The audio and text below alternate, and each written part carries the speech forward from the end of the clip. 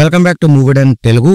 కొత్తగా వచ్చినట్లయితే like, share, subscribe మర్చిపోకండి. Let's begin the show. నేను మన పుష్ప ఫ్లాప్ అవ్వడానికి 6 కారణాలని ఒక వీడియో చేశానండి. వీడియో అయితే హిట్ అయింది. ఆ వీడియోలో నేను చెప్పిన ప్రతి పాయింట్ కూడా లాజిక్ ప్రకారం చెప్పాను అండ్ రీజనింగ్ కూడా ఉంటది. సో ఫైనల్ గా నేను వీడియోలో చెప్పిన పాయింట్స్ అన్ని కూడా మాక్సిమం ఆడియన్స్ కి అయితే అర్థమయ్యాయి. కాకపోతే కొంతమంది ఉన్నారండి, వాళ్ళకైతే 1-2 పాయింట్స్ సరిగ్గా అర్థం అవ్వలేదు. చాలా కామెంట్స్ పెట్టారు దాని గురించి నాకు. అంటే ఎగ్జాంపుల్ కి పుష్పరాజ్ ఎంట్రీ సీన్ ఉంటది, జపాన్ సీ పోర్ట్ లో ఫైట్ సీన్ అది. సో ఈ ఫైట్ సీన్ లో చాలా విషయాలు సెన్స్లెస్ గా ఉంటాయి. కంటైనర్ లో పుష్పరాజ్ 40 రోజులు ఉన్నాడు. బయటకు వచ్చి జపనీస్ మాట్లాడాడు. ఎలా మాట్లాడాడంటే, ఈ కంటైనర్ లో ఉన్నప్పుడే how to learn Japanese in 30 days అని బుక్ చదివాడంట.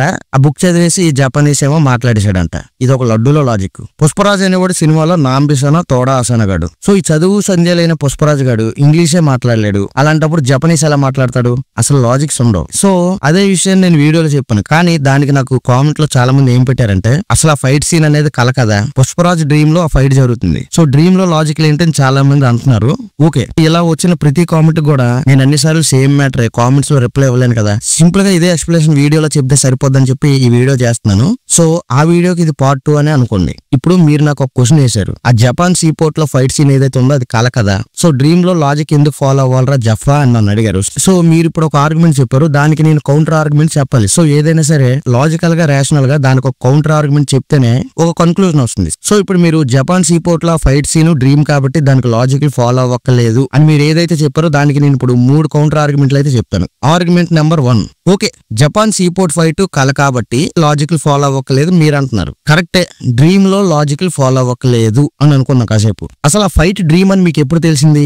పుష్పరాజు నిద్రలోంచి లేచాకే తెలిసింది. అంటే మీరు ఆ ఫైట్ చూస్తున్నప్పుడు మీకు అది డ్రీమ్ అని తెలియదు కదా, అప్పుడు అది రియల్ ఫైట్ అని నమ్ముతున్నారు కదా. సో మీరు ఒక పర్టికులర్ టైమ్ లో జపాన్ సీ పోర్ట్ సీక్వెన్స్ అంతా చూస్తున్నప్పుడు ఆ పర్టికులర్ టైం కి మీరు అది రియల్ గానే జరుగుతుందని నమ్మినప్పుడు ఆ సీన్స్ లో లాజిక్ మిస్ అయినప్పుడు మీరు క్వశ్చన్ చేయాలా లేదా? అది డ్రీమ్ అయినప్పుడు క్వశ్చన్ ఎందుకు చేయాలని మీరు అనకండి. ఎందుకంటే మీరు ఆ పర్టికులర్ టైం లో చూస్తున్నప్పటికీ మీకు అది డ్రీమ్ అని తెలియదు. సో ఈ చదువు సంధ్యలైన పుష్పరాజు గాడు ఇంగ్లీషే మాట్లాడలేడు. అలాంటప్పుడు జపనీస్ ఎలా మాట్లాడతాడు? మీకు డౌట్ రాలేదా? వచ్చి తీరాలి. ఎందుకంటే ఆ పర్టికులర్ టైం కి మీరు స్క్రీన్ మీద ఏదైతే చూస్తున్నారో అది కల కాదు రియలే అని మీరు నమ్ముతున్నారు. పోనీ ఒకవేళ మీరు చూస్తున్నది రియల్ కాదు కలే అని మీకు ముందే తెలిసిపోయింది అనుకో, సపోజ్ అప్పుడు ఆ షాట్ డైరెక్టర్ ఎలా చూపించి ఉండాలి? ఒక వైడ్ యాంగిల్ షాట్ లో పుష్పరాజు నిద్రపోతున్నట్టు చూపించి ఇప్పుడు పుష్పరాజు కల్లో ఉన్నాడు అనేలా మనకు చూపించాలి. చూపించడం వల్ల ఓకే ఇప్పుడు జరుగుతుందంతా కూడా కలే, ఇది నిజం కాదు అనే స్పృహ మీకున్నప్పుడు మీరు స్క్రీన్ మీద చూస్తున్న పుష్పరాజు కలే, ఇది నిజం కాదు అని ఆల్రెడీ మీకు తెలిసినప్పుడు, ఒకవేళ అలాంటి సిచ్యువేషన్ లో మీకు లాజిక్లు అవి ఫాలో అవ్వకలేదు ఎందుకంటే ఇదంతా కళ కాబట్టి లాజిక్లు అవసరం లేదు అని మీరు కన్విన్స్ అవ్వచ్చు. కానీ ఇక్కడ సినారీ అది కాదు. మీరు ఆ ఫైట్ సీక్వెన్స్ అంతా ఏదైతే చూస్తున్నారో అది ఆ టైంకి మీరు నిజమే అనుకుంటున్నారు. అసలు అది నిజం కాదు, ఆ సీక్వెన్స్ అంతా కళ అని చెప్పి మీకు ఎప్పుడు తెలిసింది? పుష్పరాజు నిద్రలోంచి లేచిన తర్వాత తెలిసింది. కాబట్టి ఈ ఆర్గ్యుమెంట్ 1 లో ఖచ్చితంగా లాజిక్ అనేది ఫాలో అవ్వాలి, ఈవెన్ అది డ్రీమ్ అయినా సరే. ఎందుకంటే మీకు ఆ పర్టికులర్ టైంలో అది డ్రీమ్ అని తెలియదు. ఫైట్ సీక్వెన్స్ అయిపోయిన తర్వాత డ్రీమ్ అని తెలిసింది. సో లాజిక్ అయితే ఫాలో అవ్వాలి. ఇప్పుడు థియరీ నెంబర్ 2, ఇప్పుడు అదంతా కళ కాబట్టి అందులో లాజిక్ ఫాలో అవ్వట్లేదు. పుష్పరాజు జపనీస్ అయినా మాట్లాడతాడు, చైనీస్ అయినా మాట్లాడతాడు, ఇంకా మెక్సికన్, స్పానిష్ అన్ని మాట్లాడేస్తాడు. ఎందుకంటే అది కళ కాబట్టి. చదువురాని పుష్పరాజు కళ్ళలో ఏదైనా చేస్తాడు, లాజిక్ అవసరం లేదు అని మీరు అంటున్నారు. ఓకే, ఫర్ ఎగ్జాంపుల్ మీరు ఒక సినిమాకి వెళ్ళారు. సినిమాలో డైరెక్టర్ మీకు ఏం చూపించాడంటే, ఒక షిప్ ఉంది. ఆ షిప్ మామూలుగా అయితే సముద్రంలో వెళ్ళాలి. కానీ మీరు చూస్తున్న సీన్ లో షిప్ సముద్రంలో వెళ్ళట్లేదు, ఆకాశంలో ఫ్లైట్ లాగా ఎగురుకుంటూ వెళ్ళిపోతుంది. వెంటనే దాని నెక్స్ట్ సీన్ లో ఒక హెలికాప్టర్ ఉంది. హెలికాప్టర్ ఆకాశంలో వెళ్ళాలి. కానీ మీరు చూస్తున్న సినిమాలో హెలికాప్టర్ ఆకాశంలో వెళ్ళట్లేదు, సముద్రంలో షిప్ లాగా వెళ్తుంది. అలాగే ఆ సినిమాలో మనుషులందరూ కూడా రోడ్డు మీద నడట్లేదు, సముద్రంలో నడుచుకుంటూ వెళ్ళిపోతున్నారు. ఇప్పుడు నెక్స్ట్ సీన్ లో సడన్ గా హీరో నిద్రలోంచి లేచి ఇదంతా కలగంటున్నాడు అన్నట్టు డైరెక్టర్ మీకు చూపించాడు అనుకుందాం. ఇప్పుడు మీరు డైరెక్టర్ ను క్వశ్చన్ చేశారు అనుకుందాం, అదేంటి సార్ అన్ని కూడా పిచ్చి పిచ్చిగా ఉన్నాయి, హెలికాప్టర్స్ ఏమో సముద్రంలో వెళ్ళిపోతున్నాయి, షిప్లు ఏమో ఆకాశంలో ఎగురుతున్నాయి, మనుషులు ఏమో నీటిలో నడిచి వెళ్ళిపోతున్నారు, అసలు ఈ సీన్ ఏంటి సార్ లాజిక్ లెస్ గా ఉంది, ఎలా తీసారని మీరు అడిగారు అనుకోండి డైరెక్టర్ ని. అప్పుడు డైరెక్టర్ ఆన్సర్ ఎలా చెప్పాడు అనుకోండి మీకు, అబ్బాయి అదేం లేదు, జస్ట్ అది ఒక కళ, మీరు ఇప్పటి వరకు ఈ సీన్లు ఏవైతే చూసారో ఇదంతా కూడా నిజం కాదు, తూచ్ తూచ్. సో కళ్ళలో లాజిక్ ఏం ఫాలో అవ్వలేదు. కళ్ళలో నేను నాకు నచ్చినవన్నీ కూడా నా కన్వీనియన్స్ కోసం పెట్టుకుంటాను. మీరు ఎర్రగొర్రెలా చూసేయండి అని అంటే ఎంత ఎటకారంగా ఉంటుందో, ఇప్పుడు మీరు కళ్ళలో పుష్పరాజ్ జపనీస్ మాట్లాడడానికి లాజిక్ అవసరం లేదు అంటే కూడా అంతే ఎటకారంగా ఉంటది. అన్నిటికన్నా ముఖ్యంగా పుష్ప 2 డైరెక్ట్ చేసిన డైరెక్టర్ ఒక ఇంటలెక్చువల్ పర్సన్, ఒక లెక్కల మాస్టరు, బాగా తెలివైన వాడు. సుకుమార్ గారు ఒక మేధావి. సో అలాంటి మేధావి దగ్గర నుంచి మనం లాజిక్ ఉన్న సీన్స్ ఎక్స్పెక్ట్ చేస్తాం కానీ ఇలాంటి లాజిక్ లెస్ సీన్స్ ని ఎక్స్పెక్ట్ చేయం కదా.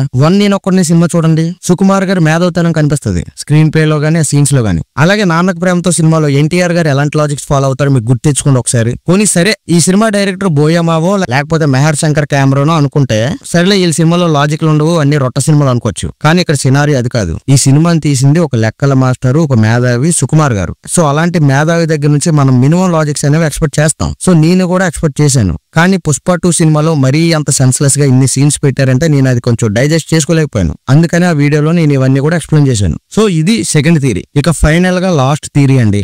జపాన్ సీపోర్ట్ లో జరిగిన ఫైట్ సీక్వెన్స్ అంతా పుష్పరాజ్ కలగన్నాడు అది ఇదని మీరు చెప్తున్నారు. నేనేం చెప్తున్నానంటే అసలు ఆ జపాన్ సీపోర్ట్ ఫైట్ సీక్వెన్స్ అంతా అసలు పుష్పరాజ్ కలే కాదండి. ఎందుకంటే అది ఒక పేడకల. పుష్పరాజు కలగనలేదు, పేడకల కన్నాడు. పేడకలని ఎందుకు అంటున్నాను మీకు అర్థం అవ్వాలంటే అసలు పేడకల తాలూకా డెఫినేషన్ ఏంటో మీరు తెలుసుకోవాలి. ఎవరైనా ఒక వ్యక్తి తన గతంలో జరిగిన భయంకరమైన ఇన్సిడెంట్స్ గానీ లేదా ఇతర వ్యక్తుల వల్ల బాధింపబడడం గానీ ఆ బాధింపబడే వ్యక్తి తన జీవితాంతం లేదా కొంతకాలం వరకు ఆ బాధకు సంబంధించిన సంఘటనలు పదే పదే గుర్తు రావడం అంటే ఎలాగా, ఇలా పీడకల రూపంలో గతంలో తనకు జరిగిన ట్రోమా ఏదైతే ఉందో అది పదే పదే కళల రూపంలో రావడాన్నే పీడకల అంటారు. సో ఇప్పుడు ఈ డెఫినేషన్ బట్టి మనం అర్థం చేసుకోవాల్సిన విషయం ఏంటంటే జపాన్ సీపోర్ట్ లో ఫైట్ సీక్వెన్స్ ఏదైతే ఉందో అది పుష్పరాజుకు వచ్చిన పీడకల. అంటే ఇది గతంలో పుష్పరాజుకి నిజంగా జరిగిన ఒక ఎక్స్పీరియన్స్. సో ఇది నిజంగా జరిగింది కాబట్టి మీరు చెప్పిన దాని ప్రకారం కల్లో అయితే లాజిక్ ఫాలో అవ్వకలేదు. ఇది గతంలో నిజంగా జరిగిందే కాబట్టి దాని ప్రకారమైన ఇప్పుడు లాజిక్ అయితే ఫాలో అవ్వాలి కదా సుకుమార్ గారు. సో నేను చెప్పిన ఈ 3 థియరీలో ఏ విధంగా చూసినా సరే జపాన్ పోర్ట్సీలో ఫైట్ సీక్వెన్స్ లో లాజిక్లు అనేవి ఖచ్చితంగా ఫాలో అయి తీరాలి డైరెక్టర్ గారు. కానీ మన డైరెక్టర్ గారు ఈ సినిమాలో ఇలాంటి చాలా సీన్స్ లో లాజిక్స్ అయితే ఫాలో అవ్వలేదు. అవన్నీ కూడా నేను మీకు ఆ వీడియోలో ఎక్స్ప్లెయిన్ చేశాను. కావాలంటే ఈ వీడియో చివరిన ఎండ్ స్క్రీన్ లో మీకు ఆ వీడియో ఇస్తాను. ఎవరైనా చూడని వాళ్ళు ఉంటే ఒకసారి చూడండి. ఇలా బోల్డ్ ఉన్నాయండి సినిమాలో లాజిక్ లెస్ సీన్స్. ఇంకోటి ఆ ప్రీ క్లైమాక్స్ లో వచ్చే ఫైట్ సీన్ అయితే బానే ఉంది కానీ అందులో కూడా బొక్కలు ఉన్నాయండి. హీరోకి చేతులు కాళ్ళు కట్టేయడం, హీరో నాగిని లాగా పాకుతూ ఎగురుతూ వెళ్ళిపోయి వాళ్ళ మెడల్ని కొరికి పారేయడం, ఇవన్నీ కూడా నాకు సెన్స్లెస్ గా అనిపించాయండి. సో నాకైతే ఇలాంటి లాజిక్ లేని సీన్స్ నచ్చలేదండి. ఎందుకంటే నేను వాటికి కన్విన్స్ అవ్వలేకపోయాను. సో ఇది ఈ రోజు వీడియో. మీకు గనుక ఈ వీడియో నచ్చితే లైక్ చేసి మన ఛానల్ సబ్స్క్రైబ్ చేయండి.